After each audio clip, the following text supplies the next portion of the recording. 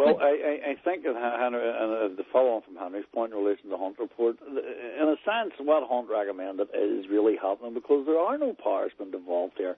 There's titles and names. The real security, control of security is going to lie with the British state. The Justice Minister will have no input into operational decisions. They'll have no access to informers, the identities of informers. It's going to be rubber stamped to have them all sitting here pretending that they, that as micro-ministers, they're really important. Well, will the loyalists have a say in picking judges? And you were bringing up about getting intelligence from, say, MI5 and MI6. Who will be privileged to that information? Because from what I've been reading is the DUP says that Provisional Sinn Fein cannot pick judges and cannot look at intelligence to find out who the informers are. It isn't just, John, just let me make the point there. I did an interview with Paul Goggins. He's in the Northern Ireland office, current security minister. He's a Labour MP for Manchester. And it was, again, it's the media, missing the detail. The devil's always in the detail.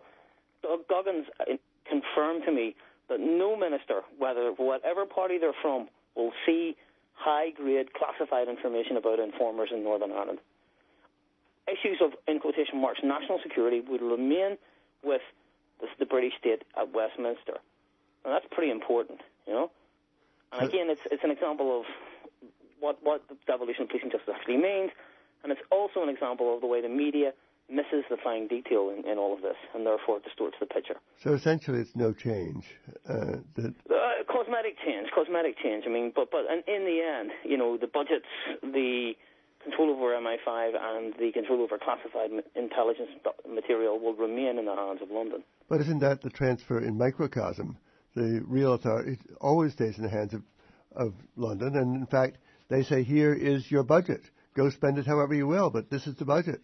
Well, it's happened in the health service where they agreed with the finance initiative despite the previous opposition to it and blamed it on the grounds of budget. And the same in relation to education, where Katrina Rams opposed radical education proposals on the grounds that they have to stick within the budget. They don't want to upset or rock the boat too hard in relation to all these things. But to go back to the question of the evolution of the police and justice, we're not getting anything other than shadow, and there's no real substance. And I would also caution people to be wary that Hugh Ord has been sort of changing the mood music.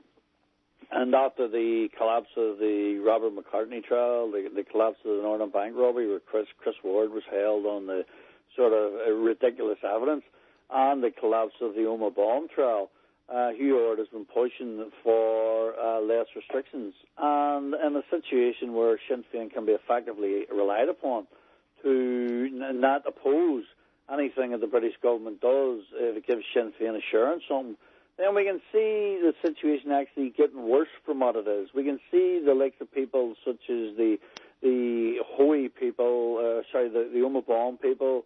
In cases similar to that standard of evidence that was rejected by judges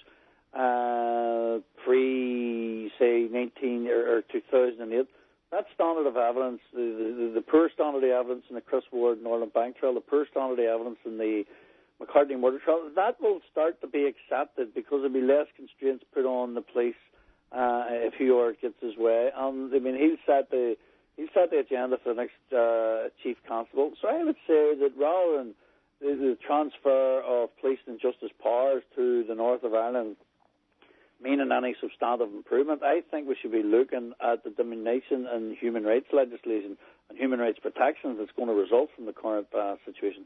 You're listening to Radio Free Aaron, who's speaking with Henry McDonald, has a book out, Gunsmoke and Mirrors, and also Anthony McIntyre has a book out, The Death of Irish Republicanism. He was on last night on IFC channel with Henry Rollins. If you go to IFC and click on Henry Rollins, you'll see clips of Eamon McCann and Anthony McIntyre that was aired. And if you go to the IFC's channel, that'll probably be airing throughout the month. They're not a one-shot deal that you'll just see once. So go to that and see it. And Henry, where can we get the book? And will there be a book launch here? Because, Anthony, I want to tell you, I'm looking at the Irish Echo and the Irish Voice. There's 2 full pages of pictures from the $500 a plate dinner dance that Sinn Fein held at the Sheridan Center, and I'm looking at the cast of characters. Now, one picture is of Desi Mackin and Rita O'Hare, and, of course, Jerry Adams is palled up with everyone around there. You might want to tell people who those people are. Well, I'm going to get into it if you let me continue. Okay, I'll continue. Now, what they all have in common is they all have record. They were all wanted by the British government, and that Rita O'Hare is a representative of provincial Sinn Fein in this country, and they can come back and forth all they want. Now, Anthony McIntyre, who has a book out, wanted to do a book launch here in New York City, could not come out, and I don't see you being that much different. From a record, politically wise, Anthony, than all the pictures here. Everyone looks well fed. They're fed and watered. Their bellies popping out of their suits. And, you know, they have no problem getting a visa. But, Anthony, you're finding it tough. Well, I mean, very much so. And, the Americans are not stupid. The Americans that have all access to major intelligence fields. And they know precisely the operations that Mr. Adams ordered. And they would also know that in comparison to him, I would be very, very small fry, a very small fish indeed. And he has a conviction, and he's allowed into America to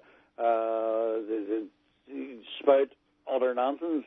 I'm trying to get in on the basis of actually telling what to me is a very truthful account, and then bond. And it's all down to the political judgment of the American political establishment. I am regarded as an enemy of the peace process, even though I am not an armed enemy or a physical enemy.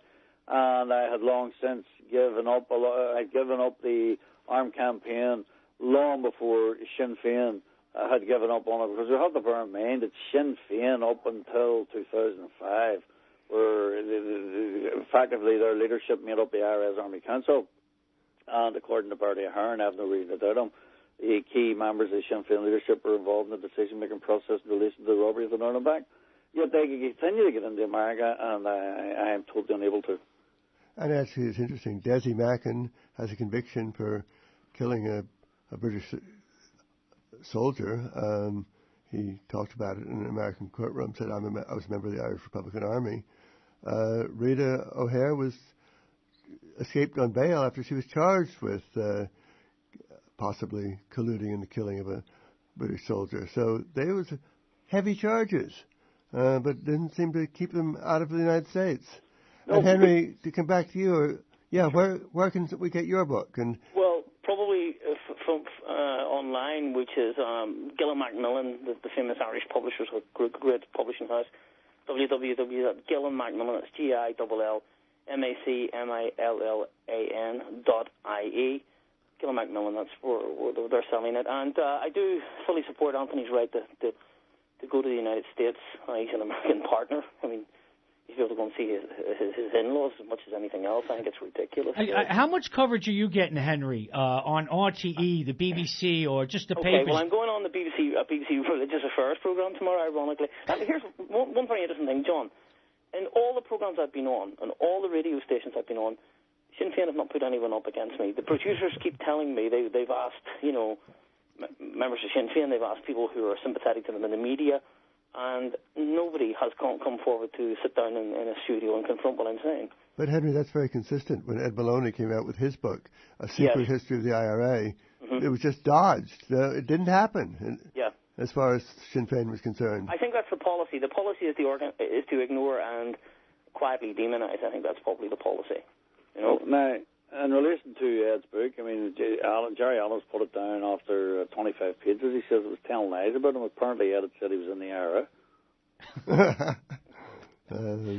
But the Sinn Féin strategy must be working, because the youth are coming up with a different vision of the history of the past 35 years. Well, it's working in terms of revisionism, John, and It's working in terms of localized power, and it's working in terms of confirming what the British had said from the very outset, that this was not a national liberation struggle against British imperialism, that it was an internal conflict model of struggle and conflict, and that it would be resolved by a joint administration, and the two tribes, as they say, Sharing power. So it's worked in those terms, but in terms of advancing the Republican agenda, no, it hasn't worked at all.